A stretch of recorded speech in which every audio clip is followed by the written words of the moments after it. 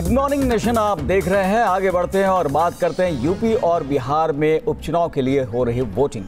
UP में लोकसभा की 2 और बिहार में लोकसभा की 1 सीट पर मतदान हो रहा है, जबकि बिहार में विधानसभा की 2 सीटों पर वोटिंग हो रही है। यूपी में फूलपुर और गोरखपुर में मतदान हो रहा है, जबकि बिहार की अररिया लोकसभा सीट के लिए वोट डाले जा रहे हैं, जबकि जहानाबाद और भभुआ विधानसभा सीट पर भी वोटिंग हो रही है। तो 3 तस्वीरें आपके सामने। फूलपुर, अररिया और गोरखपुर, ये 3 तस्वीरें देख रहे हैं आप। और आज जैसा कि आपको बता दें कि रविवार का दिन होने की वजह से अभी बहुत ज़्यादा भीड़ नज़र नहीं आ रही है मतदान केंद्रों पर, लेकिन जैसे जैसे दिन चढ़ेगा वैसे वैसे उम्मीद है कि लोग अपने मताधिकार का प्रयोग करने पहुंचेंगे। वैसे भी उपचुनाव जब भी होते हैं उसमें वो उत्साह मतदाताओं का नहीं दिखता है जैसा कि जो मुख्य चुनाव होते हैं उसमें देखने को मिलता है। तो यहाँ पर देखा जाए उत्तर प्रदेश में 2, बिहार में 1 लोकसभा सीट के लिए उपचुनाव हो रहे हैं और मतदान किए जा रहे हैं। लोग यहाँ पर पहुँचना शुरू हो चुके हैं। और अगर उत्तर प्रदेश की बात करें तो योगी आदित्यनाथ ने भी अपना वोट डाला है गोरखपुर में, वहाँ पर। और साख दांव पर है प्रतिष्ठा जिसकी बात की जा रही है। अग्नि परीक्षा के तौर पर भी इसे देखा जा रहा है। और खासतौर पर एसपी बीएसपी गठबंधन और साथ ही साथ बीजेपी एकदम आमने सामने की ऐसी लड़ाई हो गई है, क्योंकि बीएसपी ने एसपी की जो धुर विरोधी मानी जाती है हाथ मिला लिया है, समर्थन दे दिया है। तो गोरखपुर में किस तरह के इंतजाम है, क्योंकि संवेदनशील ये सीट है इसलिए वहां पर कड़े बंदोबस्त सुरक्षा किए गए हैं। सीएम योगी ने किस तरह से वोट डाला है, सबसे पहला वोट उन्होंने डाला।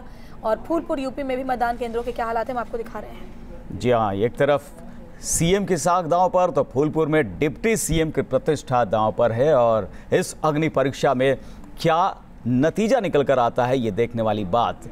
और निश्चित तौर पर जिस तरह से 52% से ज़्यादा वोट हासिल हुए थे पिछले चुनाव में, इन दोनों ही जगहों पर भारतीय जनता पार्टी को उस प्रदर्शन को दोहराना एक बड़ी चुनौती, क्योंकि इस बार समाजवादी पार्टी के प्रत्याशी को बहुजन समाज पार्टी ने समर्थन करने का यहाँ पर ऐलान किया है। और उसके बाद किस तरह से वोटिंग होती है ये देखने वाली बात। लेकिन फिलहाल इन दोनों जगहों पर वोटिंग हो रही है।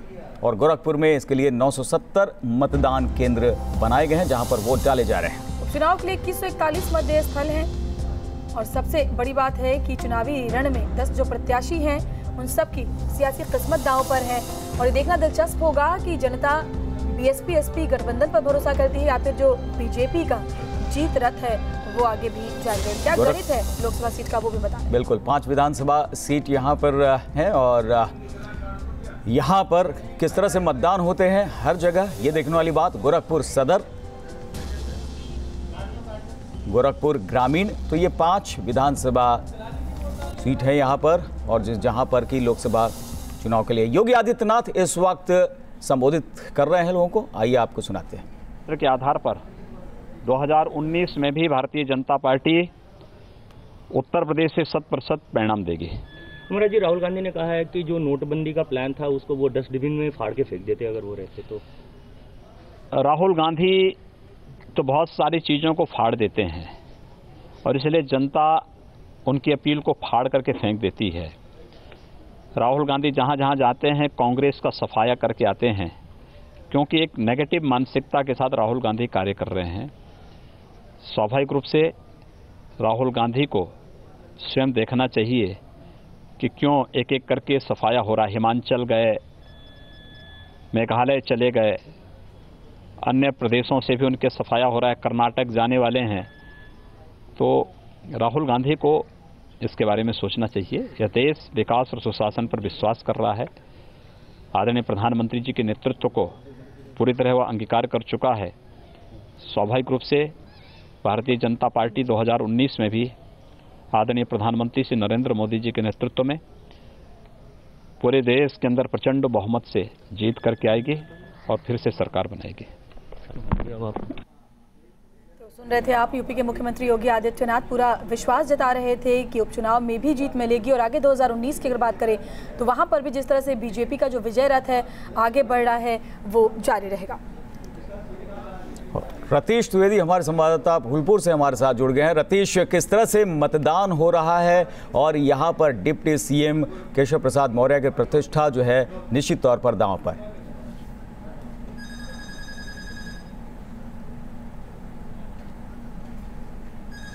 बिल्कुल, देखिए करुण जी, यहाँ पर डिप्टी सीएम केशव प्रसाद मौर्य ने एक तरीके से पिछले 15 दिनों से डेरा डाल रखा है और लगातार रैलियों पर रैलियां, ताबड़तोड़ रैलियां कर रहे हैं। मुख्यमंत्री योगी आदित्यनाथ ने भी इस क्षेत्र में काफ़ी रैलियां की हैं। गोरखपुर उनका क्षेत्र है, लेकिन इसके अलावा फूलपुर को भी प्रतिष्ठा की बात कही जा रही है। जहाँ तक बात की जाए उत्तर प्रदेश के उप मुख्यमंत्री केशव प्रसाद मौर्य की, अब से कुछ देर बाद इसी ज्वाला देवी स्कूल में केशव प्रसाद मौर्य वोट कास्ट करने पहुँच रहे हैं। 8 बजे का वक्त है उनका तयशुदा, और वोटिंग को आपको दिखाना चाहेंगे। लोग यहाँ पर वोट डालने आ रहे हैं। वोटिंग शुरू हो चुकी है। और अगर फूलपुर की बात की जाए, सियासी गठजोड़ जो हुआ है उत्तर प्रदेश में इस बाई इलेक्शन से पहले, वो ज़रूर चिंता की लकीरें बीजेपी की अगर बात की जाए तो सिर माथे पे ला रहा है, क्योंकि ये जो एक तरीके के जो जातिगत आंकड़ों की अगर यहाँ पर बात की जाए तो वो थोड़ा परेशान करने वाले दिखते ज़रूर है। लेकिन केशव प्रसाद मौर्य से हमने बात करी है, उनका ये कहना है कि जिस तरीके से रिकॉर्ड मतों से उन्होंने जीत दर्ज की थी, उसी तरह रिकॉर्ड मतों से इस बार भी बीजेपी के जो प्रत्याशी हैं वो जीत दर्ज करेंगे। शायद इसीलिए क्योंकि पिछले काफी दिनों से केशव प्रसाद मौर्य ने अपने कौशलेंद्र सिंह पटेल को किस तरह से आंका जा रहा है, रतीश, ये भी जानना चाहेंगे, क्योंकि समाजवादी पार्टी की तरफ से कड़ी टक्कर दी जा रही है।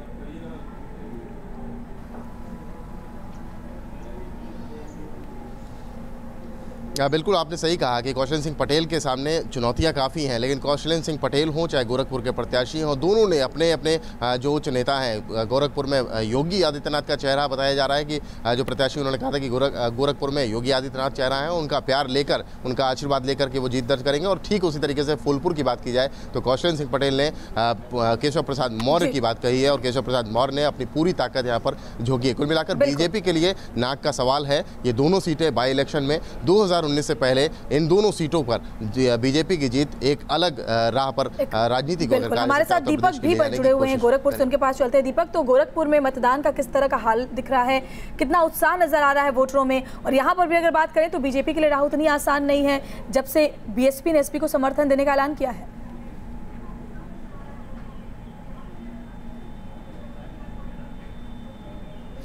बिल्कुल, गोरखपुर में अभी पोलिंग 7 बजे से शुरू हुआ है, और अभी अगर लोगों के आने की बात करें तो स्थिति अभी बहुत अच्छी नहीं कही जा सकती, क्योंकि एक तो आज रविवार का दिन है, छुट्टी का दिन है। दूसरे उपचुनाव में अक्सर ये देखने को मिलता है कि जो लोगों का वोटिंग पर रुझान होता है बेहद कम होता है। माना जा रहा है कि सुबह 9 बजे के बाद से लोग अपने घरों से निकलेंगे रविवार के दिन होने की वजह से, और पोलिंग के लिए आएंगे।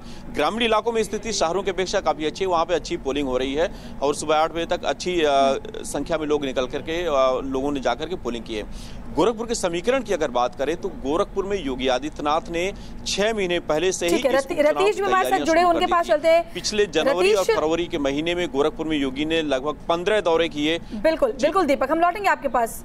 हम चलते हैं रतीश के पास, जहां पर वो हाल चाल ले रहे हैं और वहां पर जो लोग पहुंच रहे हैं उनसे भी बात कर रहे हैं।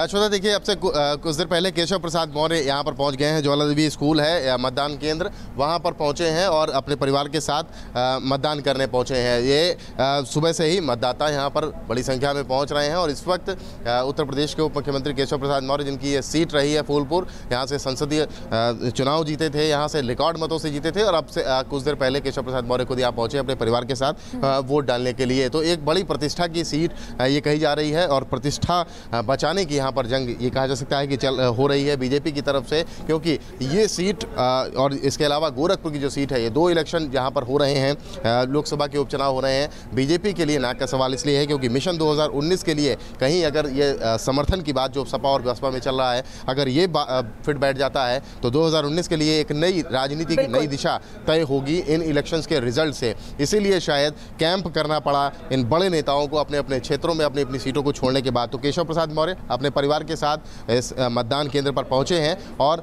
मतदान कर रहे हैं। जी, और क्या इन्हें इस तरह का समर्थन मिलता दिखा था जिस तरह से प्रचार हुआ था? रतीश, आपसे ये भी जानना चाहेंगे कौशलेंद्र सिंह पटेल को लेकर, और पटेल समुदाय का यहाँ पर काफी दबदबा ये माना जाता है, और इन सब के बीच अतीक अहमद भी जो है वो बाहुबली, वो भी मैदान में है। किस तरह से उसे देखा जा रहा है?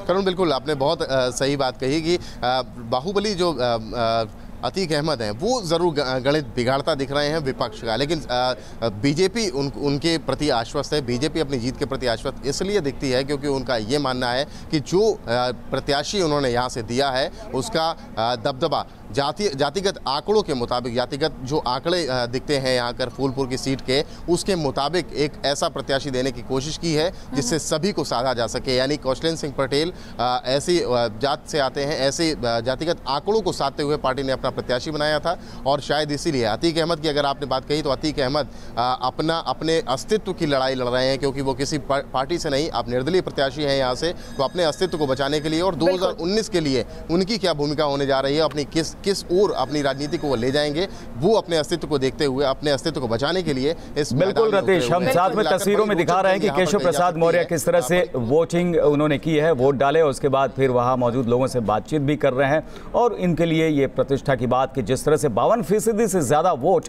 मोदी लहर के दौरान उन्हें हासिल हुए थे, क्या इस बार भी उन्होंने जोर शोर से प्रचार किया है, योगी आदित्यनाथ ने भी अपनी ताकत झोंकी है, तो क्या कौशलेंद्र सिंह पटेल को इतने वोट मिल पाते हैं या नहीं, ये देखने वाली बात। लेकिन काफी खुश इस वक्त श्वेता दिखाई पड़ रहे हैं।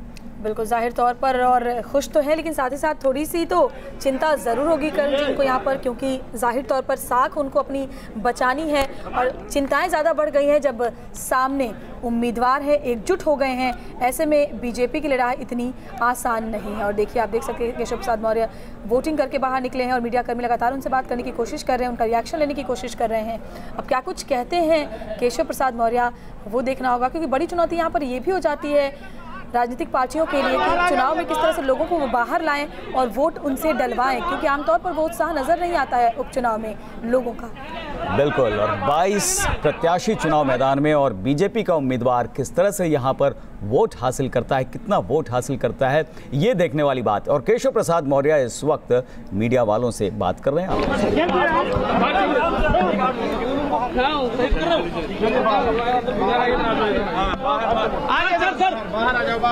सर राउंड निकालिए सर, और निकालिए सर, ठीक हो जाओ। क्यों मैं आराम से रुका हूँ, आप पहले रिलैक्स भाव से एकदम आईडी सेट कर लीजिए। मैं आराम से पहले सेट हो जाओ। कैमरा नीचे यार, क्यों इतना आराम से, कैमरा नीचे कर, सब लोग नीचे कर लीजिए।